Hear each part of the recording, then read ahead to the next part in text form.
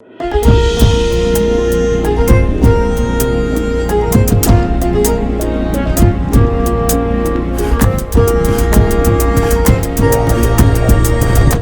የፈታ ቤተሰቦች ከልብ የመነጨ የከበረ ሰላምታችን በያላችሁበት ይድረሳችሁ።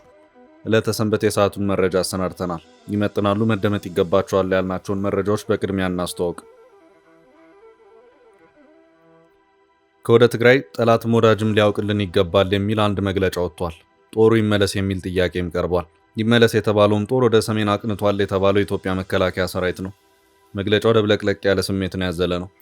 በዙሪያችን ያለው ጦር ወደ መደበኛ ስራው ይመለስልን የሚል ይዘት ያለው ተማጽኖን ያሰማል። በሌላ አቅጣጫ ደግሞ ትዕግስት ፍርሃት አይደለም፣ መብት በልመና አይሰጥም ይላል። ጥንቅራችን ይህንኑ በምሽት ከመቀሌ የወጣውን መግለጫ ዳሶታል። ጀነራሉ ህወሓትን ወጋን ብለዋል። ይሄው ጉዳይ የተነሳው ጠበቅ ባለው ጥያቄና መልስ ወቅት ነው። እናንተ ለምን የውጭ ኃይል ታስገባላችሁ ከሚለው ጥያቄ ጋር በተያያዘ ጀነራሉ ምላሽ ሲሰጡ የሰጡት ማብራሪያ ነው። ጥንቅራችን በዚሁ ዙሪያ የሚያደርሳችሁ መረጃ አለ። ጠቅላይ ሚኒስትር አብይ አህመድ በተገኙበት በተደረገው ወታደራዊ ትርኢት ጥብቅ ማስጠንቀቂያ ተሰጥቷል። በወታደራዊ ትርኢቱ መከላከያ ሰራዊቱ ልዩ ጥንቃቄ ለሚጠይቀው ለከተማ ውጊያ ዝግጁ መሆኑን አሳውቋል። በበዓሉ ላይ የቀረበው ወታደራዊ ትርኢት በተለይም የተቀናጀ የውሃ ላይ ልምምድ ሀገሪቱ በአፍሪካ ቀንድ እያራመደች ካለው ስልታዊ ፍላጎት አንጻር ትልቅ ትርጉም የሚሰጠው ሆኗል። የጦር ኃይሎች ዋና አዛዥ ፊልድ ማርሻል ብርሃኑ ጁላን ጨምሮ ሌሎች ከፍተኛ ሲቪልና ወታደራዊ አመራሮች ወታደራዊ ትርኢቱን ታድመውታል። ጠቅላይ ሚኒስትር አብይ አህመድ ተዘጋጅተናል ሲሉ አሳስበዋል። መረጃው ተዘጋጅቷል። በኢትዮጵያ የተፈጥሮ ጋዝ ምርት በነዳጅ ማደያዎች ማከፋፈል ሊጀመር ነው። የካሉብ የተፈጥሮ ፈሳሽ ጋዝ በቅርቡ በ3 ማደያዎች ማቅረብ እንደሚጀመር የነዳጅና ኤነርጂ ባለስልጣን መረጃ ተሰምቷል። ዘገባውን ይዘናል። ጎረቤት ሶማሊያ ጦር ጀት ለመሸመት ከፓኪስታን ጋር ንግግር መጀመሯን አንድ ዘገባ አመለከተ። ሞቃዲሾ ብዛታቸው 24 የሆኑ ጄኤፍ-17 የተሰኙ ተዋጊ አውሮፕላኖችን ለመግዛት ንግግር እያደረገች መሆኑ ታውቋል። አጠር ያለ ዘገባ አክለናል። የዶላር መሸጫ ዋጋ ቅናሽ ባሳየበት ብሔራዊ ባንክ $500 ሚሊዮን ለጨረታ አቅርቧል። ይህ ከፍተኛ የዶላር አቅርቦት በገበያ ውስጥ ያለውን የውጭ ምንዛሬ እጥረት ለመቅረፍና የጥቁር ገበያውን ጫና ለመቀነስ ያለመ ነው። መረጃ የጥንቅራችን አካል ነው። ፓርቲው በኢትዮጵያ ፌዴራል መንግስትና በትግራይ ክልል መካከል የሚካሄደው አስፈሪ የጦርነት ድባብ በዲፕሎማሲያዊ መንገድ እንዲገታ ለዓለም አቀፍ ድርጅቶችና ተቋማት መሪዎች ግልጽ ደብዳቤ ጽፏል። አጣዳፊ ምላሽ የሚሹ በሚል ለአራት ተቋማት የተጻፈው ደብዳቤ በትግራይ ክልል አሁን ያለው የማይቀር የሚመስል የጦርነት ደመና እንዲረግብ ጥረት እንዲያደርጉ ጠይቋል። መረጃውን እናደርሳለን። እስከ ጥንቅራችን ፍጻሜ አብራችሁን ቆዩ። የምንለቃቸው ዕለታዊ ትኩስ ዜናዎች እንዲደርሷችሁ ላይክ፣ ሼር፣ ሰብስክራይብ ማድረግ እንዳትረሱ። በተደጋጋሚ ገንብቶ በማስረከብ በደንበኞቹ የተመሰከረለት ዳኮርድ ሪል ስቴት አሁን ደግሞ በመሃል አዲስ አበባ ጀሞ አንድ የሚገኘው ሳይት ላይ ግንባታ ሂደታቸው 40% የደረሱ በአንድ ዓመት ብቻ የሚረከቧቸውን አፓርትመንቶች ከ70/30 የባንክ ብድር ጋር አቀረበላችሁ። ባለ 1 መኝታ 80 ካሬ፣ ባለ 2 መኝታ 110 እና 118 ካሬ ከ623200 ብር ቅድመ ክፍያ ጀምሮ እስከ 1 ሚሊዮን ብር ከሚደርስ ልዩ ቅናሽ ጋር ይዞላችሁ ቀርቧል። ለበለጠ መረጃ 0911 057674 ወይም 0926930578 ይደውሉ። ዳኮርድ በልዩነት የተገነባ።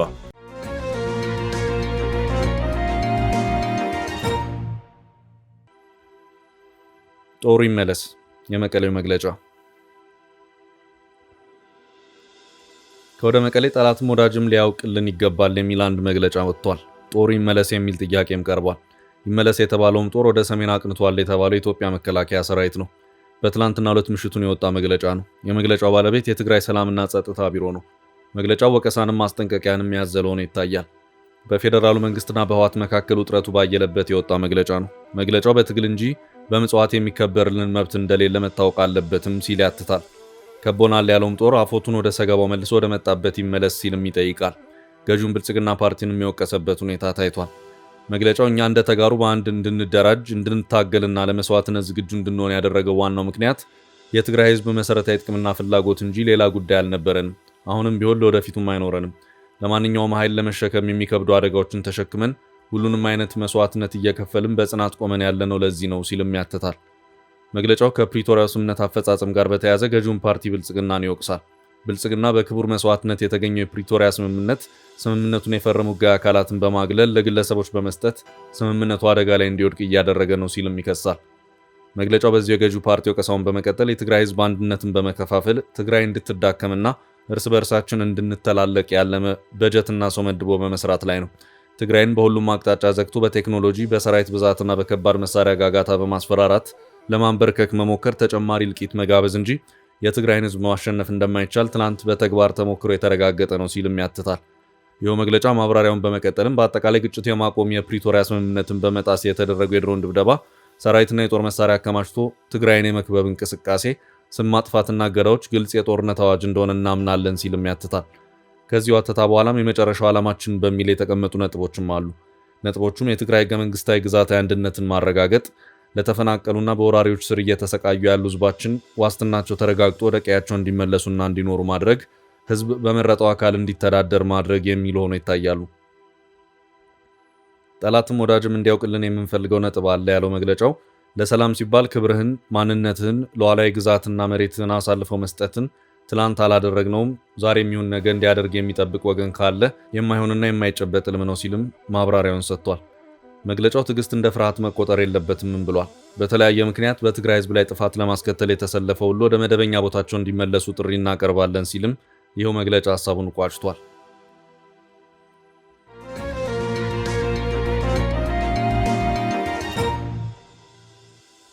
በሌላ መረጃ ህወሓት ተሻግሮ ወጋ። ጀነራሉ ህወሓትና ሌሎች ኃይሎች ተባብረው ወግተውናል ሲል አስታወቁ። ይህንን ያሉት በሱዳን የእርስ በርስ ጦርነት አንደኛውን አንጃ ይዞ በመፋለም ላይ ያሉት ጀነራል መሐመድ ሐምዳን ዳጋሎ ናቸው። ዳጋሎ ለረጅም ጊዜ ከህዝብ እይታ ተሰውረው የከረሙ ሲሆን ሰሞኑን ከሱዳን በመውጣት ወደ ኡጋንዳ ጎራ ብለው ነበር። በዚያም ሁለት ነገሮችን አከናውነዋል። አንደኛው ከኡጋንዳው ፕሬዝዳንት ዩዌሪ ሙሴቬኒ ጋር መነጋገር ሲሆን፣ ሌላኛው ደግሞ በዚያው በኡጋንዳ ከሚገኙ የሱዳን ስደተኞችና ነዋሪዎች ጋር መወያየት ነው። ጀነራሉ በኡጋንዳ ከሚገኙ ሱዳናውያን ጋር በነበራቸው ውይይት ወቅትም አንዳንድ ጥያቄዎች ተነስተውላቸው ነበር። በዚሁ ጥያቄና መልስ ወቅትም በእሳቸው የሚመራ የሱዳን ፈጥኖ ደራሽ ጦር ለምን የውጭ ጦርን አስገብቶ እንደሚዋጋ ጥያቄ ቀርቦላቸው ነበር። የህወሓት ጉዳይም የተነሳው በዚህ ወቅት ነበር። ጀነራሉ በዚህ ጉዳይ ነገሩን በተወሰነ ደረጃ ማብራሪያ ሰጥተው ማለፍን አልፈለጉም። ሰፋ ያለ ማብራሪያን ሰጥተውበታል። ጥያቄ የተነሳው እሳቸው የሚመሩት ጦር ከኮሎምቢያ ድረስ ጦር ማስመጣት የፈለገበት ለምንድን ነው በሚለው የተቃኘ መሆኑ ታይቷል። ጀነራል መሐመድ ሐምዳን ዳጋሎም ለእነዚሁ ተመሳሳይነት ያላቸው ግን ደግሞ ተደጋግሞ ለሚነሱ ጥያቄዎች በሰጡት ምላሽም ጦራቸው የኮሎምቢያ ተዋጊዎችን ወደ ሱዳን ማስገባቱን አልካዱም። ነገር ግን ለምን እኛ ላይ ብቻ ነገር ይበረታል? በሌላ አቅጣጫ እኛን የሚፋለመን የሱዳን መደበኛ ጦር እኮ ከውጭ ኃይሎችን በማስገባት ነው የሚፋለመን። በዚህ ረገድ በጀነራል አብዱልፈታህ አልቡርሃን አማካይነት ከትግራይ የህወሓትን ጦር አሰልፎ ወግቶናል። ከሙስሊም ብራዘርሁድ ጋርም ግንኙነት አለው። በዚህም በኩል ቢሆን እገዛ ያደረጉለት አካላት አሉ። ሌላው ቀርቶ እነዚህ ሰዎች ስልጣናቸውን ለማስጠበቅ ሲሉ ከአልሸባብ ተዋጊዎች ጋር ሳይቀር ተስማምተዋል። ታዲያ እኛ ከኮሎምቢያ ድሮን ኦፕሬት የሚያደርጉልን ወታደራዊ ኤክስፐርቶችን ብናስመጣ ምን ይገርማል ሲሉም ተናግረዋል።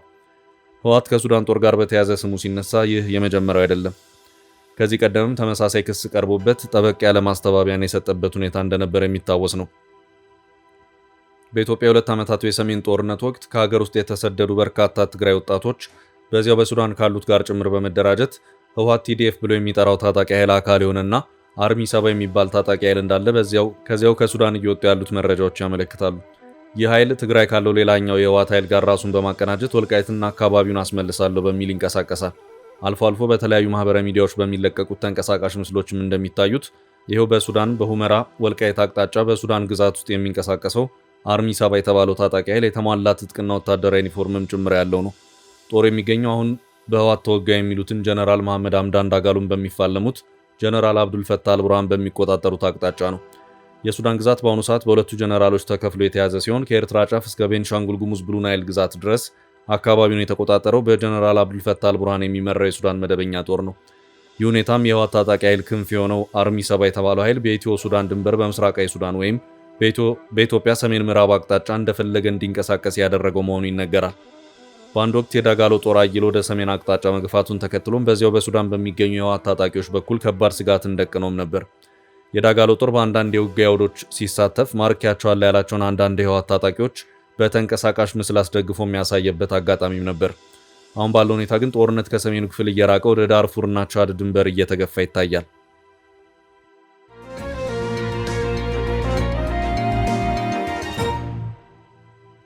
በቀጣይ ርዕስ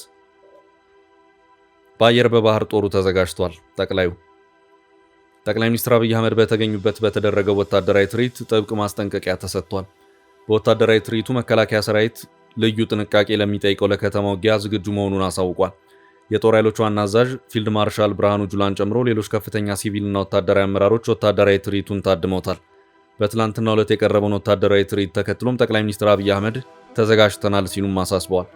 የኢትዮጵያ መከላከያ ሰራዊት የልዩ ዘመቻዎች እዝ 65ኛ ዓመት የምስረታ በዓሉን ባከበረበት ወቅት ጠቅላይ ሚኒስትር አብይ አህመድ በእዙ በአደረጃጀት በሰው ኃይልና በትጥቅ ዘመናዊ ሪፎርም ተደርጎለት በማንኛውም ሁኔታ ግዳጁን ለመፈጸም በሚያስችል አስተማማኝ ቁመና ላይ እንደሚገኝ ገልጸዋል። ኢትዮጵያ በትውልድ ቅብብሎሽ ሀገር ያጸኑ የበርካታ ጀግኖች ምድር ናት ያሉት ጠቅላይ ሚኒስትሩ የመከላከያ ሰራዊት የልዩ ዘመቻዎች እዝም ባለፉት 65 ዓመታት በበርካታ ፈተናዎች ውስጥ የማይበገር ጽናት ይዞ ኢትዮጵያን ያኮራ ጀብዱ ፈጽመዋል ሲሉ አመልክተዋል። እዙ አሁን ላይ በመከላከያ ሪፎርም ስራዎች አማካይነት አየር ወለድ ኮማንዶና ልዩ የጸረ ሽብር ኃይል በመያዝ በአደረጃጀት በሰው ኃይልና በትጥቅ ዘመኑን በዋጀ መልኩ ተዋቅሮ በየትኛውም ጊዜና በማንኛውም ሁኔታ ግዳጁን በብቃት ለመፈጸም በአስተማማኝ ቁመና ላይ ይገኛል ሲሉ አብይ አክለዋል። እዙ 65ኛ ዓመት የምስረታ በዓሉን ሲያከብር የገነባውን የዘመነ ወታደራዊ አቅም፣ የሰው ኃይል ዝግጁነትና የታክቲክ ብቃት ለህዝብ ይፋ አድርጓል። በተለይም የቀረበው የተቀናጀ የውሃ ላይ ልምምድ የአየር ወለድና የኮማንዶ አባላት በቅንጅት ያሳዩት ልዩ ልዩ ወታደራዊ ክህሎት የሰራዊቱን ከፍተኛ ብቃት ያረጋገጠ ነው ሲሉ ጠቅላይ ሚኒስትሩ አጽንኦት ሰጥተዋል። የ65ኛው የልዩ ዘመቻዎች እዝን ምስረታ በማድረግ በሐዋሳ ከተማ እየተካሄደ ያለው ወታደራዊ ትዕይንት በቀጠለበት እዙ በከተማ ውስጥ የሚገጥሙ ችግሮችን በላቀ ወታደራዊ አቅምና የዘመኑን ቴክኖሎጂ የመጠቀም ክህሎቱንና ያለውን ሁለንተናዊ ዝግጅት አረጋግጧል። ዝግጅቱን የጦር ኃይሎች ጠቅላይ ኤታማዦር ሹም ፊልድ ማርሻል ብርሃኑ ጁላን ጨምሮ ከፍተኛ የሰራዊቱ አመራሮች፣ የሲዳማ ክልል የሥራ ኃላፊዎችና ጥሪ የተደረገላቸው እንግዶች ተገኝተው ተከታትለዋል። በአየር በባህር በምድር የቀረበው ይህ ወታደራዊ ትርኢት ኢትዮጵያ የባህር በር የማግኘት ፍላጎቷን ተፈጻሚ ለማድረግ ያላትን ወታደራዊ ጡንቻ ለዓለም ያሳየችበት ተደርጎም ተወስዷል።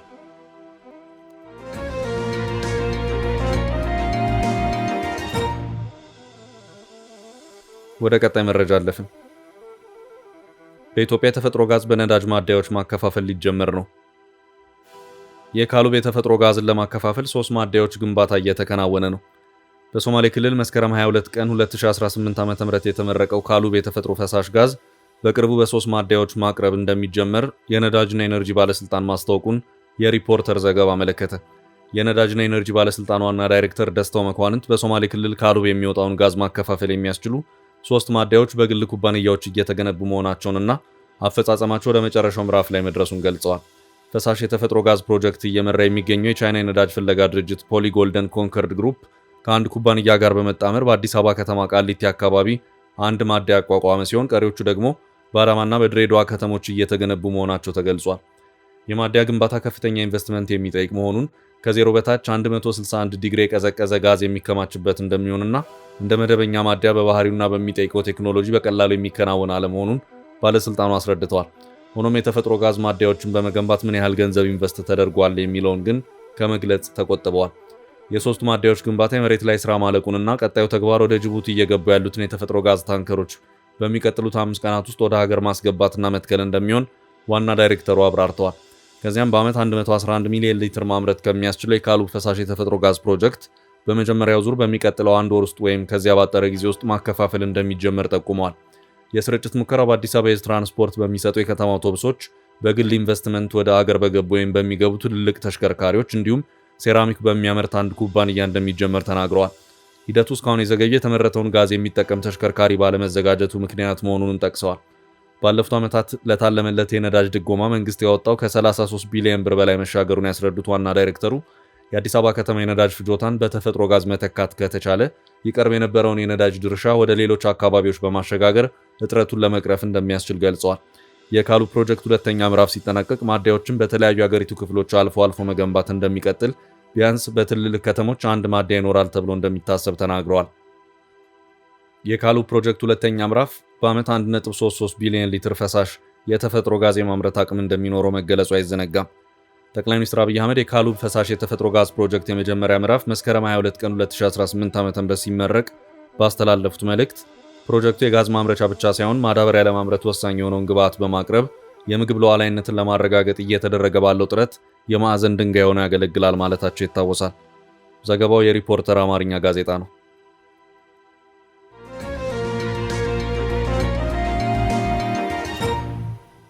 ወደ ቀጣይ ርዕስ አለፍን። በቀንዱ የተጧጧፈ የመሳሪያ ግዢ። ሶማሊያ ጂኤፍ-17 የጦር ጀቶች ከፓኪስታን ልትሸምት ነው። ጎረቤት ሶማሊያ የጦር ጀት ለመሸመት ከፓኪስታን ጋር ንግግር መጀመሯን አንድ ዘገባ አመለከተ። ሞቃዲሾ ብዛታቸው 24 የሆኑ ጄኤፍ-17 የተሰኙ ተዋጊ አውሮፕላኖችን ለመግዛት ነው ንግግር እያደረገች ያለችው። በሶማሊያ መንግስት ታሪክ እንደ አውሮፓ አቆጣጠር ከ1991 ወዲህ ትልቁ የጦር አውሮፕላን ግዢ ስለመሆኑ የዜና ምንጩ ሶማሊያ ጋርዲያን ዘግቧል። መረጃ ይፋ የሆነው በወሩ የሶማሊያ አየር ኃይል ኮማንደር መሐመድ ሺህ አሊ በፓኪስታን ኢስላማባድ ጉብኝት ማድረጋቸውን ተከትሎ ነው። ኮማንደሩ ከ3 አስርት ዓመታት በፊት የማዕከላዊ ሶማሊያ መንግስት ሲንኮታኮት አብሮ ህልውናውን ያጣውን አየር ኃይል ፍጥነት መልሰው እየገነቡ መሆናቸውን ገልጸዋል። የሶማሊያ አየር ክልል በሶማሊያ አየር ኃይል መጠበቅ አለበት ሲሉ ነው የተናገሩት። ጄኤፍ-17 የጦር ጀቱ በዋጋ ረገድ ከምዕራባውያን ምርቶች የሚቀንስ መሆኑ ሶማሊያ ጀቱን ከፓኪስታን ለመግዛት እንድትወስን ማድረጉ ተገልጿል። የጦር ጀቱ እስከ $30 ሚሊዮን የሚገመት ነው። ከጦር ጀቶች ጋር አብሮ የሚመጣው የምዕራባውያን ሀገራት አስገዳጅ ፖሊሲም አለመኖር ሞቃዲሾ ለአየር ኃይል ፍላጎቷ ፓኪስታንን እንድትመርጥ አድርጓታል ተብሏል። ሶማሊያ ከፓኪስታን ጋር ስምምነቱ መፈረም ከቻለች እስከ $900 ሚሊዮን የሚደርስ ፋይናንስ ለጦር ጀቶቹ ሸመታ ያስፈልጋታል ተብሏል።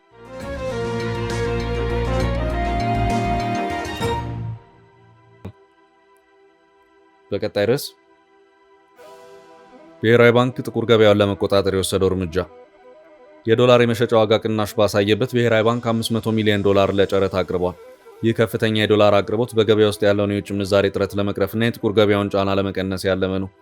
የኢትዮጵያ ብሔራዊ ባንክ ትላንት የካቲት 14 ቀን 2018 ዓ.ም ባካሄደው ልዩ የውጭ ምንዛሬ ጨረታ የአንድ የአሜሪካ ዶላር አማካይ መሸጫ ዋጋ ካለፈው ሳምንት የ1.21 በመቶ ቅናሽ በማሳየት 153.25 ብር መውረዱን አስታውቋል። ባንኩ ለዚህ ልዩ ጨረታ እጅግ ከፍተኛ የሆነ $500 ሚሊዮን ለገበያ ያቀረበ ቢሆንም የንግድ ባንኮች የጠየቁት መጠን ግን ካቀረበው በታች ሆኖ ተመዝግቧል። ይህም ባለፉት ሳምንታት በገበያው ላይ ይታይ የነበረውን ከፍተኛ የምንዛሬ ፍላጎትና የዋጋ ጭማሪ የገታ ክስተት ሆኗል። በትናንቱ ልዩ ጨረታ ላይ በአጠቃላይ 30 ባንኮች የተሳተፉ ሲሆን የቀረበው የፍላጎት መጠን $455.29 ሚሊዮን ሆኖ ተመዝግቧል። ይህም ብሔራዊ ባንክ ካቀረበው $500 ሚሊዮን ውስጥ 91.1 በመቶ ብቻ ገዢ ማግኘቱን የሚያሳይ ሲሆን ቀሪው $44.71 ሚሊዮን ወይም 8.9 በመቶ ሳይሸጥ መቅረቱን ካፒታል ጋዜጣ አስነብቧል። በጨረታ የተሳተፉት ሁሉም 30 ባንኮች የጠየቁትን የውጭ ምንዛሬ ሙሉ በሙሉ ማግኘት የቻሉ ሲሆን ይህም ካለፈው ማክሰኞ የካቲት 10 ቀን 2018 ዓ.ም ጨረታ ጋር ሲነጻጸር ከፍተኛ ልዩነት አለው። በወቅቱ ከቀረቡ 31 ባንኮች መካከል 21 ወይም 67.7 በመቶ ብቻ ነበሩ አሸናፊ መሆን የቻሉት። የትላንቱ የጨረታ ውጤት ካለፈው ሳምንት መደበኛ ጨረታ ጋር ሲነጻጸር በዋጋ ረገድም መጠነኛ መረጋጋት የታየበት ነው። ባለፈው ማክሰኞ በተካሄደው 18ኛው ዙር ጨረታ ከፍተኛው የመግዣ ዋጋ 155.1299 ብር የነበረ ሲሆን በትላንትናው ዕለት ግን ወደ 154.00 ብር ዝቅ ብሏል። ይህም የ0.73 በመቶ ቅናሽ አሳይቷል። በተመሳሳይ ዝቅተኛው የመቁረጫ ዋጋ ካለፈው ሳምንት 155.1010 ብር ወደ 152.0079 ብር ዝቅ ብሏል። ይህም የምንዛሬ ገበያው ካለፈው ጥር 26 ቀን 2018 ዓ.ም ጀምሮ ሲያሳይ የነበረውን ቀጣይነት ያለው የዋጋ ጭማሪ የሰበረ ሆኗል። ብሔራዊ ባንክ ትላንት ቅዳሜ ያካሄደው ይህ ልዩ ጨረታ ለገበያው ያቀረበው የገንዘብ መጠን ከቀዳሚው ሳምንት የ$70 ሚሊዮን አቅርቦት ጋር ሲነጻጸር በ614 በመቶ ብልጫ አለው። ይህ ከፍተኛ የዶላር አቅርቦት በገበያ ውስጥ ያለውን የውጭ ምንዛሬ እጥረት ለመቅረፍና የጥቁር ገበያውን ጫና ለመቀነስ ያለመ መሆኑ ይታወቃል። ባንኩ በቀጣይም በወጣው መርሃ ግብር መሰረት መሰል የውጭ ምንዛሬ ጨረታዎችን ማካሄዱን እንደሚቀጥል በመግለጫው አረጋግጧል።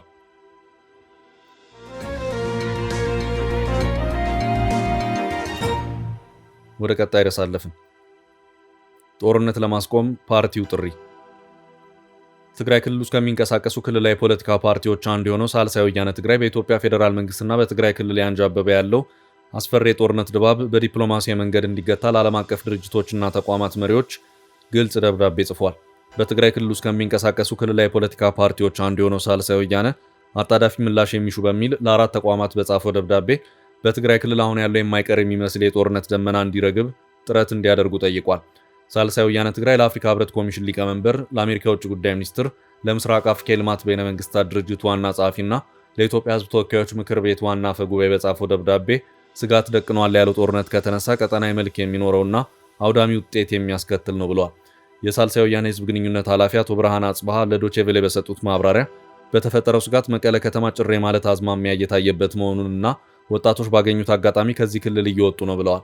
የፓርቲው የህዝብ ግንኙነት ኃላፊ አቶ ብርሃን አጽባሃ የተሰጋው ጦርነት የሚጀመር ከሆነ ደም አፋሳሽና ቶሎ ሊያልቅ የማይችል ስለሆነ ዲፕሎማሲያዊ ጫና እንዲደረግ ይህን ደብዳቤ መጻፋቸውን ገልጸዋል።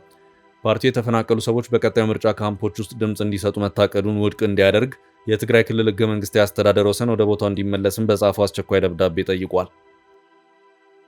ውድ ቤተሰቦቻችን ለዛሬ ያዝንላችሁን ርዕሰ ጉዳዮች እዚህ ላይ ቋጨን። ላይክ፣ ሼር እና ኮሜንት በማድረግ ለቻናላችን ድጋፋችሁን መግለጽ እንዳትዘነጉ እያልን ከሌሎች መረጃዎች ጋር ደግመን እስክንገናኝ ቸር ያሰማን ስንል ተሰናበትን።